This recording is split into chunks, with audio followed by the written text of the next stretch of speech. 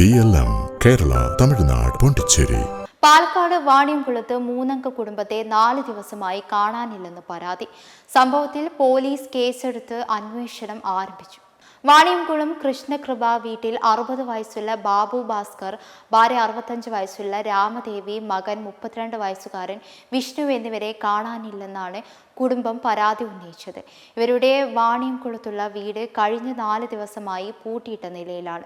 ബന്ധുക്കൾ ഇവരുടെ ഫോണുകളിൽ വിളിച്ചു കിട്ടാതെ ആയതോടെ അയൽക്കാരെ വിവരമറിയിക്കുകയായിരുന്നു. ഷൊർണൂർ പോലീസ് പരാതി നൽകിയതിന്റെ അടിസ്ഥാനത്തിൽ പോലീസ് കേസെടുത്ത് അന്വേഷണം ആരംഭിച്ചു. വ്യാഴാഴ്ച പുലർച്ചെ ഇവരുടെ പിക്കപ്പ് വാഹനം വീട്ടിൽ നിന്നും പോകുന്നതിന്റെ CCTV ദൃശ്യങ്ങൾ ലഭിച്ചിട്ടുണ്ട്. ആ വാഹനത്തിൽ 3 പേരും പോയതായാണ് സംശയിക്കുന്നത്.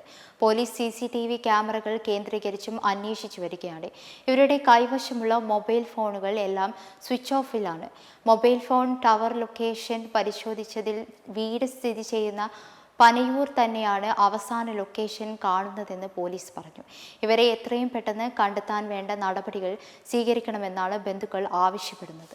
മെമ്പർമാരുടെ നിക്ഷേപങ്ങൾക്ക് ഉയർന്ന ലാഭവിഹിതം നൽകുന്ന കേന്ദ്ര സർക്കാർ സഹകരണ registered society Bharat Lajna multi state housing cooperative society limited.